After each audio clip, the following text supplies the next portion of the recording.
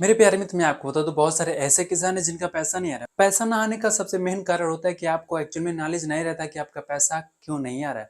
प्यारे बंधु, मैं आपको बता दूं, मेरे बहुत सारे ऐसे फ्रेंड हैं जो पीएम किसान का पैसा पाने के लिए पहली बार आवेदन करते हैं और आवेदन करने के बाद उनकी जो फॉर्म है कैंसिल हो जाती है। कैंसिल होने के बाद आपको समझ में नहीं आता कि आपको क्या करना है ताकि आपका पीएम किसान का पैसा आपके अकाउंट में ना शुरू हो जाए। प्यारे बंधु, जैसे आप पीएम किसान का पैसा पाने के लिए आवेदन करते हैं, आवेदन करने के बाद अपने डॉक्यूमेंट जाके सबमिट करते हैं अपने तहसील स्तर पर या फिर अपने डिस्ट्रिक्ट लेवल में।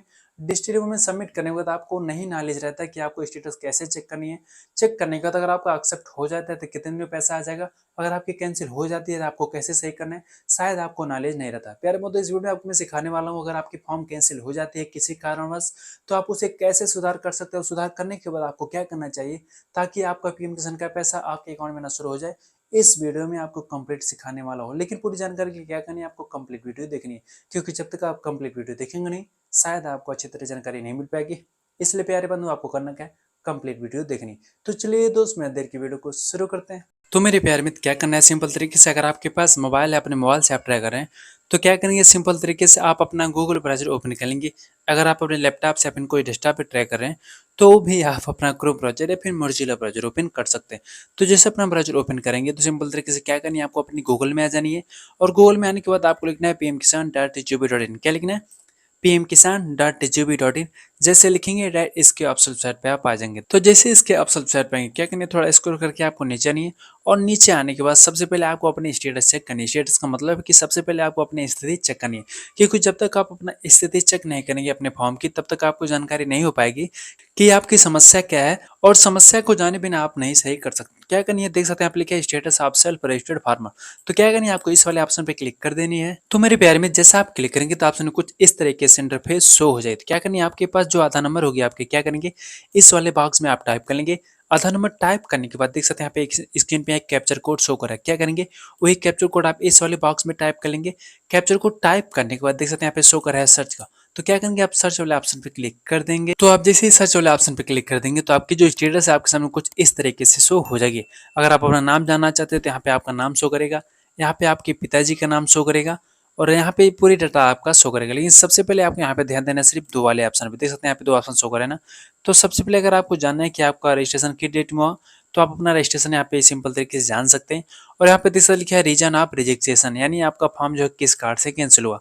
यहाँ पे लिखा है head of family already receive the benefit of the scheme, यानी इसका सिंपल भाषा में अगर समझा जाए तो यहाँ पे बता रहा है कि आप जो पीएम किसान का पैसा पाने के लिए आवेदन किए हैं ना, कहीं न कहीं आपके परिवार में किसी सदस्य का जो है पीएम किसान का पैसा आ रहा है। प्यारे मित्र, मैं आपको बता दूं, बहुत केस ऐसा होता है कि आप ऑनलाइन आवेदन कर देते हैं और आवेदन के बाद आपके घर में किसी भी सदस्य के नाम से पीएम किसान का पैसा नहीं आता है। तो भी ऐसी स्थिति में आपका कैंसिल हो जाती है डिस्ट्रिक्ट लेवल से या फिर ब्लॉक लेवल से। तो सिंपल तरीके से आपको कुछ इस तरीके से लिखा रहेगा, head of family already receive this benefit of the scheme, यानी जो पीएम किसान का स्कीम है ऑलरेडी आपके घर में किसी सदस्य के नाम से पैसा आ रहा है। मेरे प्यारे मित्र, आपके मन में क्वेश्चन आ रहा होगा कि मेरे गांव में ऐसे बहुत सारे लोग हैं जो 4-5 भाई हैं, एक ही घर के हैं, उनका पैसा आ रहा है, या फिर बहुत परिवार ऐसे होंगे जो सब एक में ही है, एक में ही खेत है, फिर भी उनका पैसा आ रहा है, लेकिन मेरा क्यों पैसा नहीं आ रहा है अगर आपके घर में किसी भी सदस्य के नाम से आ रहा है। तो प्यारे बंधु, मैं आपको क्लियरली बता दे रहा हूँ, क्योंकि स्टार्टिंग में जब पीएम किसान का पैसा ऑनलाइन हो रहा था ना, उसमें कुछ ना कुछ अपडेट नहीं आए थे। जो जितने भी लोग ऑनलाइन किए थे ना, सबका पैसा आना शुरू हो गया, क्योंकि एक्चुअल में जो इसकी पात्रता है ना, आपके परिवार में सिर्फ एक लोग ही पीएम किसान का पैसा पा सकते हैं। लेकिन प्यारे बंधु, बहुत सारे लोग पैसा पा रहे हैं। हालांकि अगर पैसा पा रहे हैं तो सरकार अभी उसमें हो सकता है कुछ अपडेट नहीं ला रही है, लेकिन जैसे ही अपडेट लाएगी, अगर परिवार में 4-5 लोग सदस्य पैसा पा रहे हैं और 4-5 लोग का एक ही राशन कार्ड में नाम है, तो आप 100% मानिए इनमें उनमें से बहुत सारे किसानों का नाम कट जाएगा, सिर्फ एक किसानों को जो है पैसा मिलेगा। क्योंकि इसकी जो मापदंड है ना, एक परिवार में एक ही लोग को मिलना है। यानी अगर आप पति पत्नी और दोनों लोग के नाम से खेत है तो सिर्फ एक लोग ही पीएम किसान का पैसा पा सकते हैं। यानी आपके राशन कार्ड में जितने भी सदस्य हैं उन सभी सदस्यों में से सिर्फ एक लोग का पैसा आ सकता है, अदरवाइज किसी का पैसा नहीं आएगा। जैसा कि मैं उदाहरण के तौर पे आपको समझाता हूँ कि आपके घर में 4-5 सदस्य हैं और 4-5 सदस्य का अलग अलग राशन कार्ड बना है, तो ऐसे स्थिति में आप 4-5 लोग भी पीएम किसान का पैसा पाने के लिए आवेदन कर सकते हैं। लेकिन अगर पांचों लोग का नाम एक ही राशन कार्ड में है तो ऐसी स्थिति में सिर्फ एक लोग इसका पैसा पाने के लिए पात्र हो सकते हैं। तो आप समझ गए ना कि अगर पैसा पानी है तो क्या पात्रता है। लेकिन प्यारे बंधु, आपको कुछ इस तरीके से शो करा है कि आपके परिवार में किसी अन्य सदस्य के नाम से पैसा आ रहा है, तो इसे कैसे सही करना है मैं इस वीडियो में आपको जानने तरीका सिखाऊंगा। तो आप करेंगे क्या, सिंपल तरीके से आपको अपनी पीएम किसान की वेबसाइट पे पुनः वापस आ जानी है वापस आने के बाद देख सकते हैं कि ऑप्शन यहाँ पे शो कर रहा है, लिखा है update self of registered farmer. तो क्या करना है आपको इस पे क्लिक कर देनी है। तो आप जैसे क्लिक करेंगे तो सबसे पहले पूछ रहा है आधार नंबर की, तो क्या करनी है आपकी जो आधार नंबर है आपको इस वाले बॉक्स में टाइप कर लेनी है। आधार नंबर टाइप करने के बाद आपके स्क्रीन पे यहाँ पे जो कैप्चर कोड शो कर रहा है, क्या करेंगे वही कैप्चर कोड आप इस वाले बॉक्स में टाइप कर देंगे। कैप्चर कोड टाइप करने के बाद देख सकते हैं यहाँ पे शो कर रहा है सर्च का, तो आप करेंगे क्या, सर्च वाले ऑप्शन पे क्लिक कर देंगे।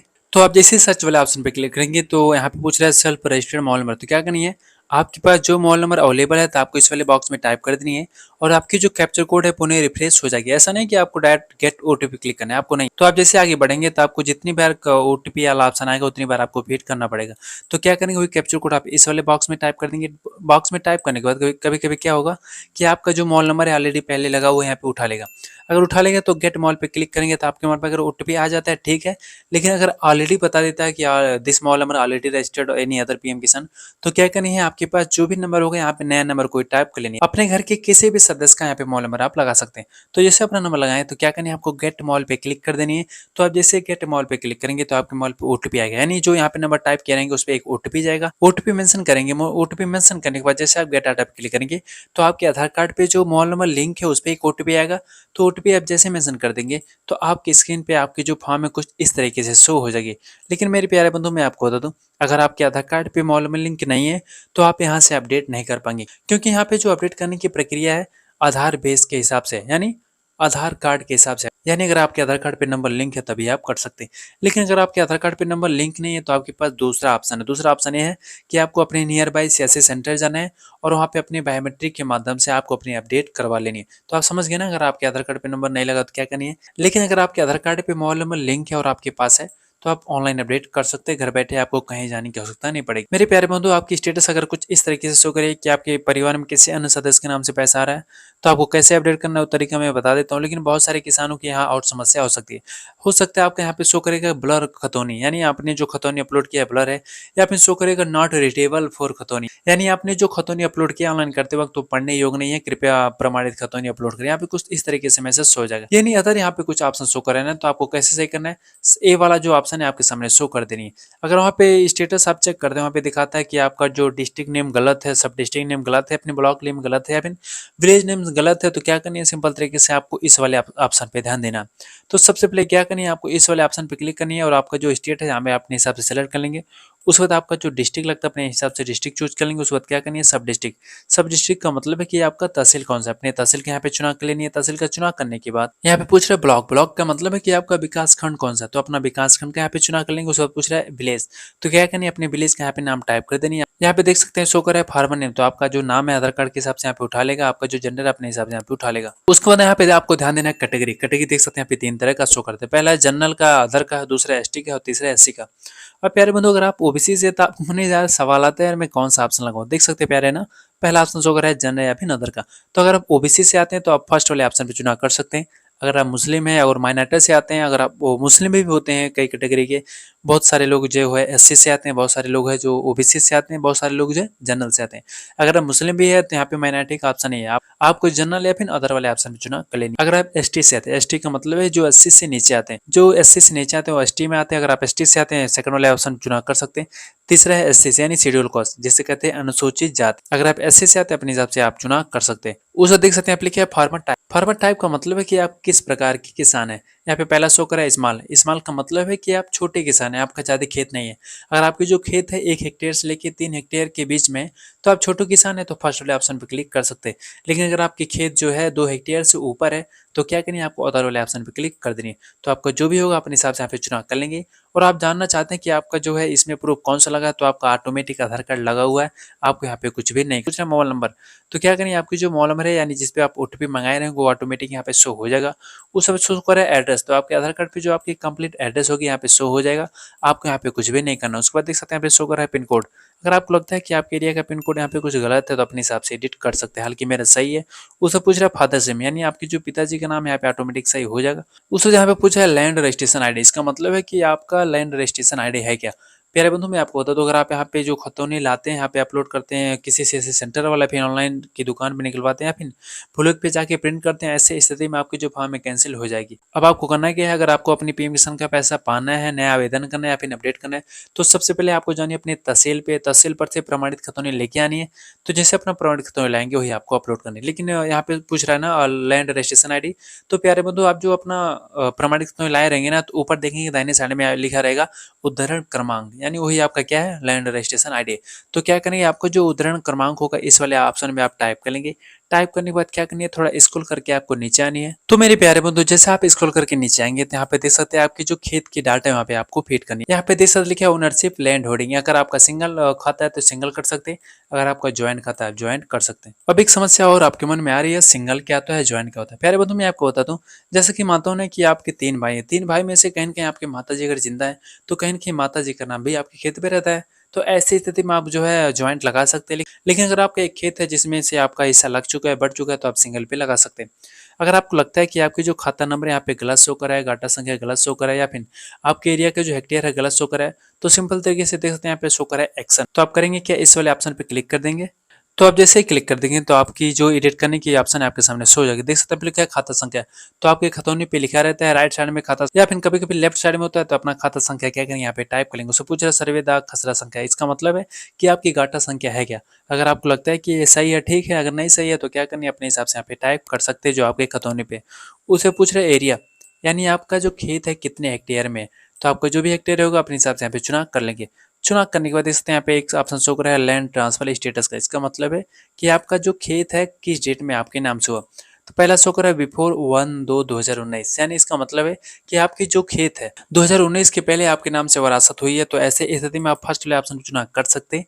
लेकिन अगर आपकी जो खेत है 2019 के बाद हुई है तो आप आफ्टर वाले चुनाव कर सकते हैं। आफ्टर का मतलब है कि बाद में, बिफोर का मतलब है पहले, यानी 2019 के पहले है तो फर्स्ट वाले ऑप्शन पे चुनाव कर सकते हैं, और 2019 के बाद आपके नाम से खेत हुई तो आप आफ्टर पे चुनाव कर सकते हो। उसको क्या करनी है, देख सकते लिखा है लैंड ट्रांसफर डिटेल्स, क्या करना है आपको इस पर क्लिक करना है और यहाँ पे अच्छी तरीके से आपको जानकारी ले लेनी है कि कौन सा ऑप्शन आपको चुनाव करना है। पहला शो करा है डेट ऑफ हस्बैंड, यानी अगर आपके पति की मृत्यु हो जाती है ऐसी स्थिति में अगर आपके नाम से खेत होता है, अगर आप पीएम किसान का पैसा पाने के लिए पात्र होते हैं और अगर आप ऑनलाइन आवेदन करते हैं तो क्या करनी है आपको डेट ऑफ हस्बैंड पे लगा देनी है। दूसरा ऑप्शन है date of father. Date of father का मतलब कि अगर आपके पिताजी की मृत्यु हो जाती है और ऐसे स्थिति में अगर आपके नाम से खेत होता है यानी वरासत होता है, अगर आप पीएम किसान का पैसा पाने के लिए आवेदन करते हैं तो आपको सेकंड वाला ऑप्शन चुनाव करना है, यानी डेट ऑफ फादर लगा लेनी। तीसरा है विरासत, अगर आपका बनाया हुआ मकान है, आपके नाम से कोई विरासत आपको दे दिया ऐसे कि ले जाइए आप रख लीजिए, तो ऐसे स्थिति में आप विरासत लगा सकते हैं। उसको देख से लिखिए परचेज ऑफ लैंड।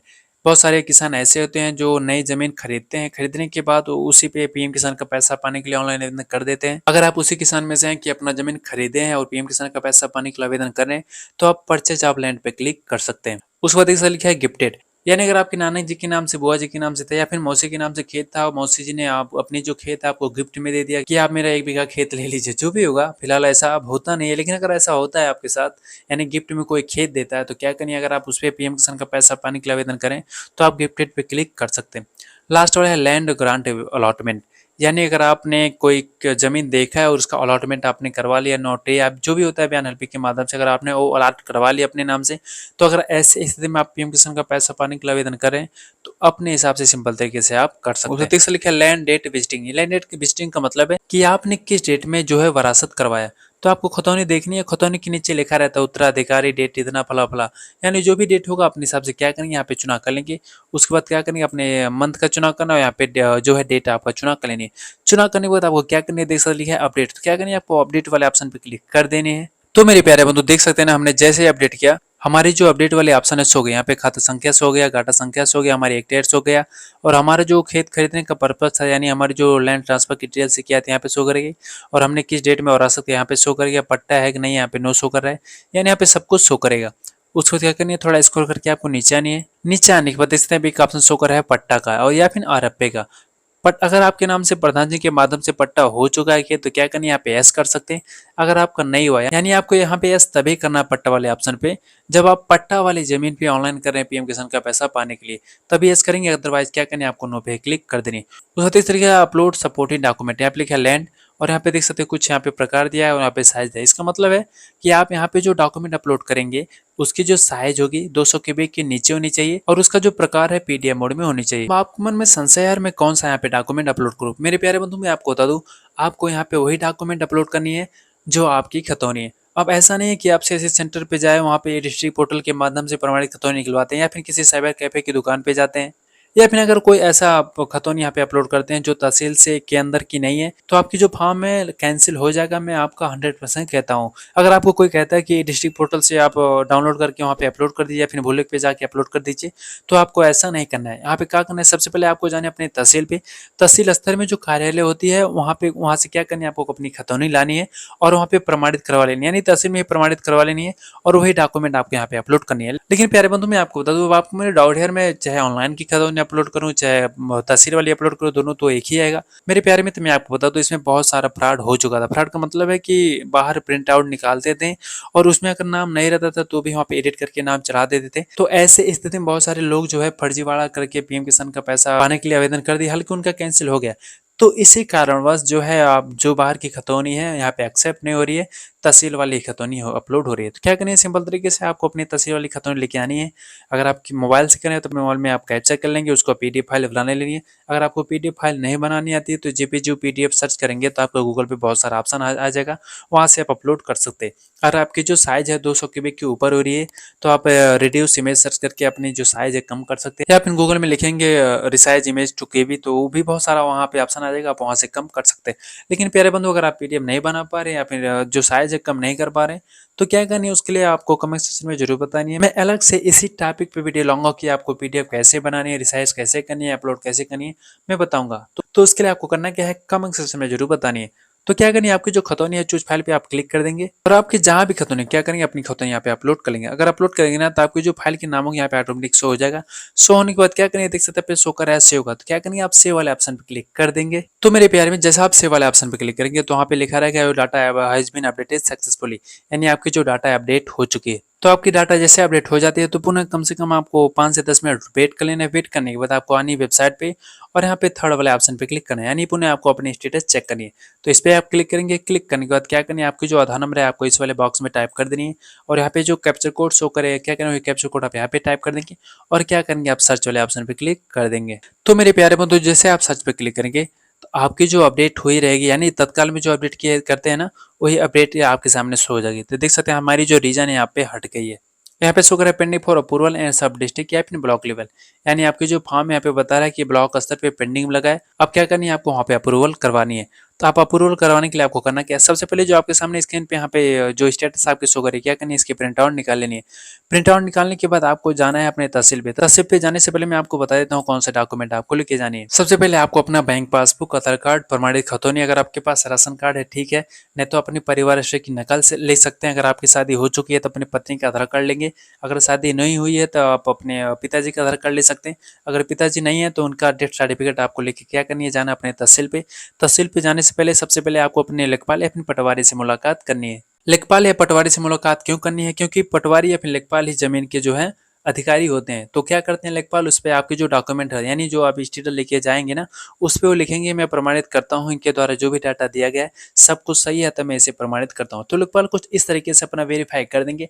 वेरीफाई करने के बाद आपको लेखपाल से जानकारी ले लेनी है कि से फॉर्म कहाँ पे जमा होगा। तो लेखपाल आपके तहसील में जहाँ होगा कार्यालय पीएम किसान का वहाँ पे आपको भेज देंगे। वहाँ पे क्या करेंगे आप जाके सबमिट कर देंगे। सबमिट करने के बाद आपको 24 से 36 घंटा वेट करना है। वेट करने के बाद आपको पीएम किसान की वेबसाइट पे पुणे यानी स्टेटस चेक करना है। तो आप ये बताएगा कि वेरीफाई सब district and block level and pending for approval district level, यानी वो बताएगा कि आपकी जो ब्लॉक स्तर से और तहसील स्तर से वेरीफाई हो चुका है। अब आप अपने डिस्ट्रिक्ट लेवल पे जाके वेरीफाई करें। तो क्या करना है, सिंपल तरीके से जो आपका डिस्ट्रिक्ट लेवल में पेंडिंग शो करेगा वो प्रिंट आउट आपको निकाल लेनी है। सेम प्रक्रिया हुई अपनानी है, जाना है आपको डायरेक्ट कृषि कार्यालय पे और आपकी जो जितनी डॉक्यूमेंट मैं बताया स्टार्टिंग में वही डॉक्यूमेंट क्या करनी है आपको ले जाकर वहाँ पे जमा कर देनी है। जमा करने के बाद आपका ब्लॉक स्तर से सब डिस्ट्रिक्ट लेवल से और डिस्ट्रिक्ट लेवल से वेरीफाई हो जाएगा। वेरीफाई होने के बाद आपकी जो फॉर्म है स्टेट लेवल में पहुंच जाएगी। स्टेट लेवल क्या करेगा, आपकी जाँच करेगा। अगर आपकी जाँच करने में आपका सब कुछ डाटा सही पाया जाता है, तो आपकी जो फॉर्म है सेंट्रल लेवल में चली जाती है। अब सेंट्रल लेवल का मतलब क्या है मेरे प्यारे बंधु, मैं आपको बता दूँ। जो सेंट्रल लेवल का मतलब है कि जो पीएम किसान का स्कीम है कहीं न कहीं भारत सरकार का नहीं है, भारत सरकार का यानी सेंट्रल गवर्नमेंट का। तो सेंट्रल गवर्नमेंट करता क्या है, आपकी जैसे स्टेट गवर्नमेंट वेरीफाई कर देता है ना, तो सेंट्रल डायरेक्ट एफटीओ में लगा देता है। एफटीओ का मतलब है फंड ट्रांसफर ऑर्डर में लगा देता है। ऑर्डर में लगने के बाद तुरंत आपका पैसा नहीं आएगा, ऐसा नहीं है। जैसा ही आपका अगला किस्त आता है, उसमें जो भी आपका पिछला पेमेंट रुका होगा ना, आपके अकाउंट में क्रेडिट हो जाएगा। तो इसके लिए आपको टेंशन नहीं लेना है। जिस तरीके से मैं आपको बताया हूँ उस तरीके से आपको अपडेट कर लेनी है। अपडेट करने के बाद मैं जिस तरीके से आपको बताया हूँ कि कहाँ आपको जाके डॉक्यूमेंट जमा करना है, क्या कैसे करना है, अगर वो तरीका आप अपनाते हैं तो मैं 100% आपको लिख के देता हूँ कि आपका पीएम किसान का पैसा अगले किस्त में आना शुरू हो जाएगा। तो प्यारे बंधु, थी ना कमाल की जानकारी। तो मेरे प्यारे मित्र, ये जानकारी आपको कैसी लगी? अगर जानकारी अच्छी लगी तो क्या करिए, वीडियो को लाइक करेगा और साथ ही चैनल को सब्सक्राइब करेगा और साथ ही साथ बेल आइकन जरूर दबा दीजिएगा, ताकि जैसा मैं जनरेट करता रहूँ आपके पास सबसे पहले मैसेज पहुंच जाए। अगर वीडियो देखने के बाद भी आपको मन में कुछ कन्फ्यूजन या सवाल रह गया तो क्या करनी है, आपको कमेंट सेक्शन में जरूर बतानी है। मैं पूरा प्रयास करूंगा कि आपके कन्फ्यूजन को दूर कर सकूं और आपकी जो भी समस्या है उसका निदान करने में आपको पूरा सहायता कर पाऊं। तो चलिए दोस्त, मिलते हैं कुछ ऐसे ही शानदार वीडियो के साथ। तब तक के लिए वंदे मातरम, जय हिंद।